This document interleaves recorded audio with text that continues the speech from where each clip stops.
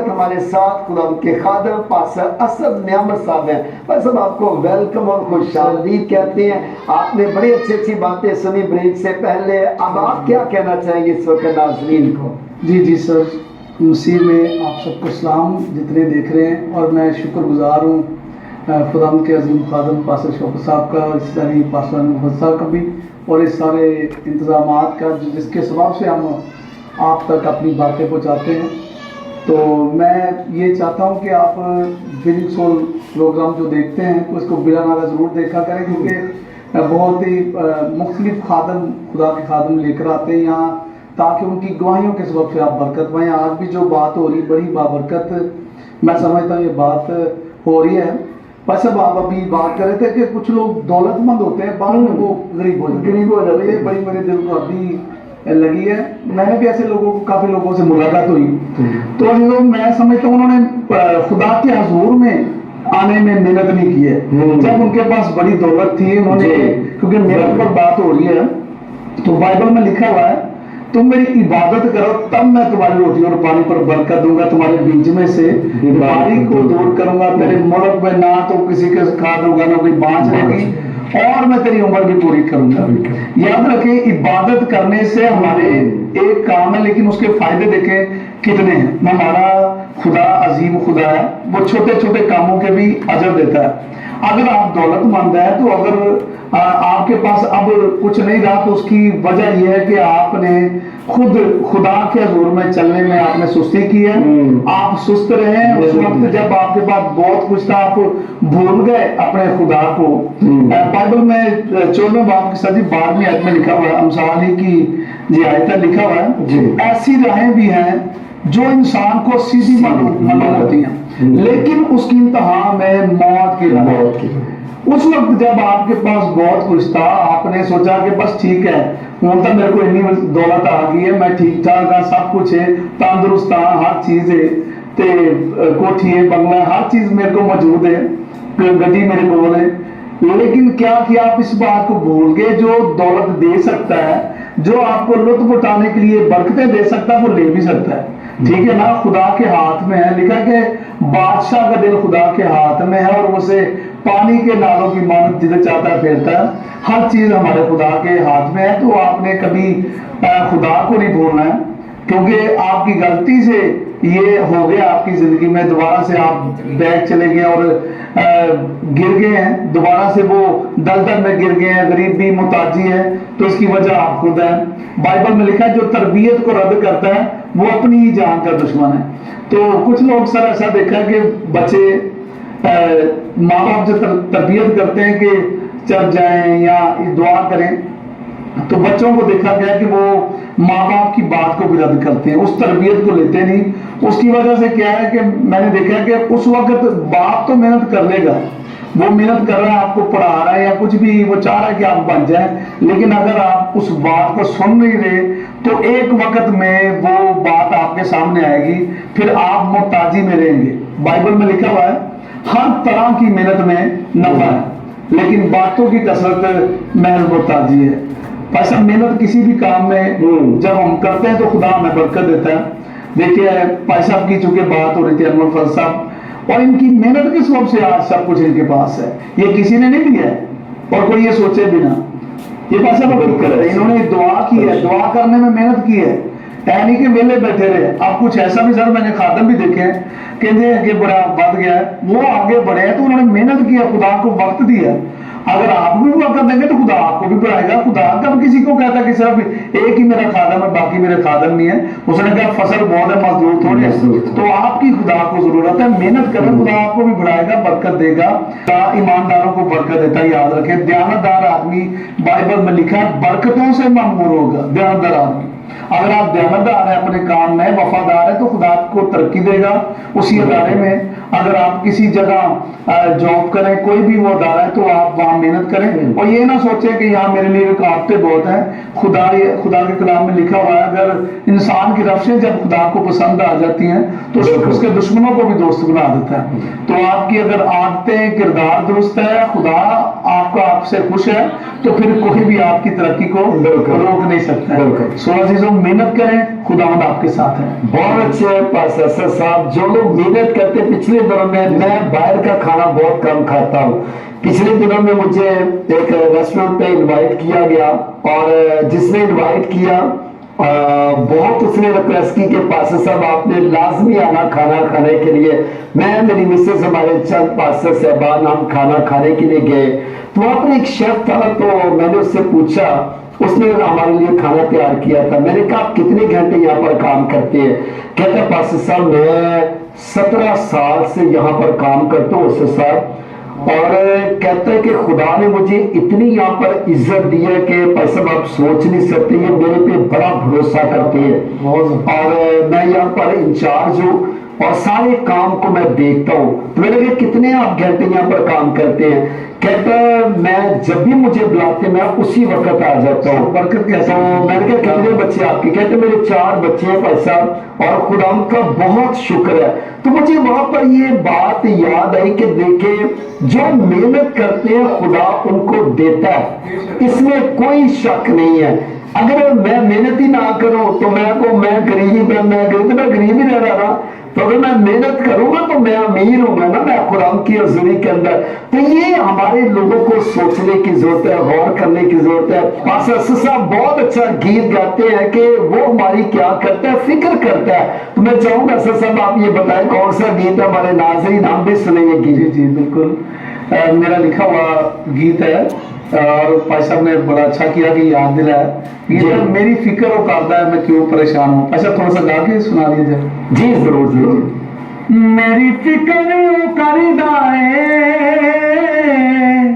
मैं क्यों परेशान हुआ, मेरी जंग वो लड़दा है मैं क्यों परेशान हुआ, मैं क्यों परेशान हुआ, मैं क्यों परेशान हुआ। कर दे राखी लोकी अपने माबूदां दी, करदा है राखी असू अपने लोकां दी। मैनू डर केड़ी गल दा है मैं क्यों परेशान हुआ। बहुत अच्छे आए ये गीत सुने और बरकत पाए।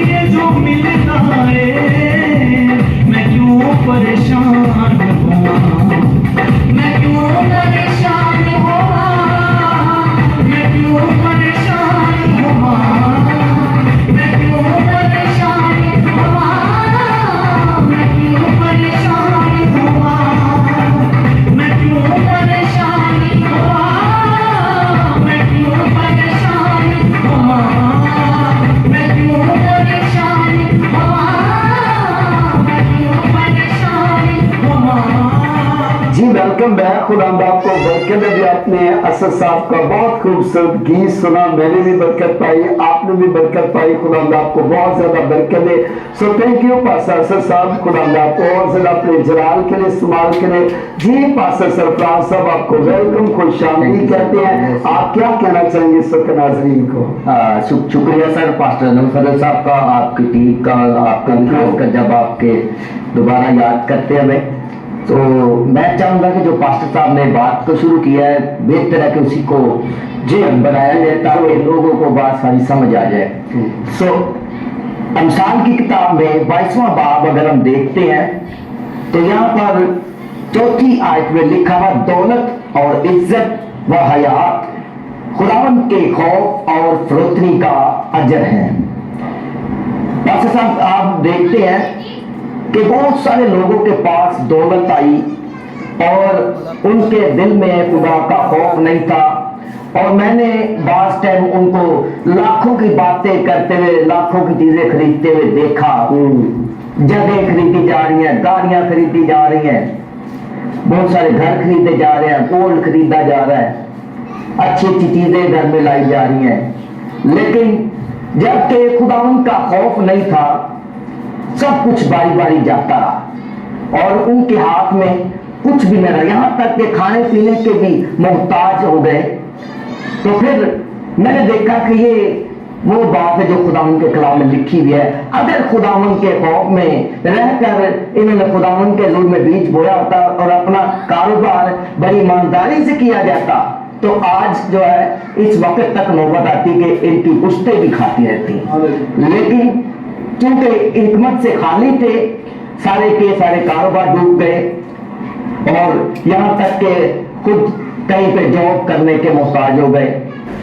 सो अगर हमारे पास हिकमत नहीं है, खुदावंद की समझ नहीं है, तो हम देखते हैं कि बहुत सारे बेटे बेटियां मुख्तलिफ जगहों पर जॉब करते हैं और नासमझी के वजह से उन पर इल्जाम लगाया जाता है, और बहुतेरे जो है वो अपनी जॉब पर ईमानदारी नहीं दिखा पाते कि बरकत आती आती जो है वो फिर जो है उनकी जॉब छूट जाती है।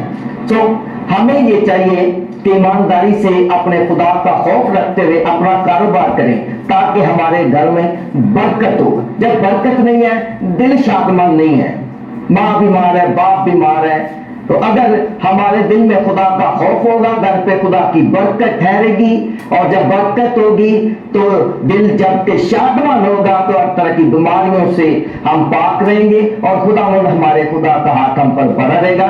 और जो बात मैं आपसे और कहना चाहता हूँ ये है कि वक्त बहुत करीब है, खुदावंद जल्द आने वाला है। आलमगीर कलीसिया को मेरा ये कहना है कि प्लीज अपने चाल चलन को दुरुस्त रखें, खुदावंद की आमद नजदीक है, और खास कर मुल्क पाकिस्तान को अपनी दुआ में याद रखें। अगर हो सके तो एक वक्त रोजा के लिए मुकर्रर करें ताकि हमारे मुल्क पर खुदा की बरकत हो। God bless you. हमें बहुत अच्छे जी पास्टर सरफराज साहब, खुदा आपको बहुत ज्यादा बरकत दे। पास्टर